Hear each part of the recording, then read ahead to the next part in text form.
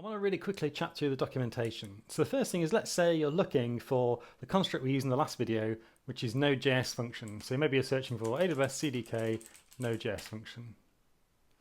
And then you get a link here and you're like, fantastic, this must be it. First link in Google.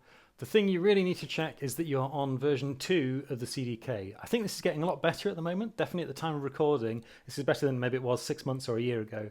But you can end up in the version 1 documentation, and you've got to be super careful about that because obviously it's very different to version 2. So that's just one thing to check there. If you're looking in the documentation for something, try and make sure you're on version 2 when you get to the CDK page, the CDK part. The other thing is that the CloudFormation resources and property types reference is super handy for knowing what's possible. We talked about that a little bit in a previous lesson, but I thought I'd point it out again and include it in the show notes.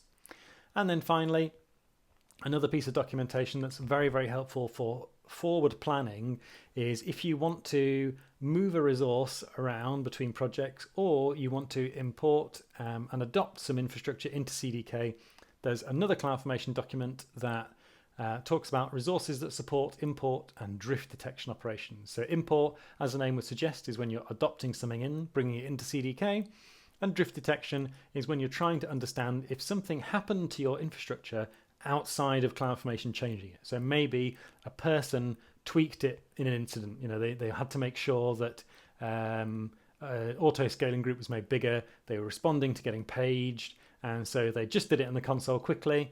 And now there is drift between what you have in your infrastructure as code and what exists in AWS. And you can see here the resources that do and don't support drift detection. Same for resource. They're just not listed if they don't support being imported. So there's 3 things to be aware of, 3 quick tips for the documentation. 1 is to make sure you are on the correct version of CDK when you look at CDK related stuff. 2 is that there's the resource and properties type reference, which is really handy for CloudFormation. And 3, there is the import and drift detection operations page.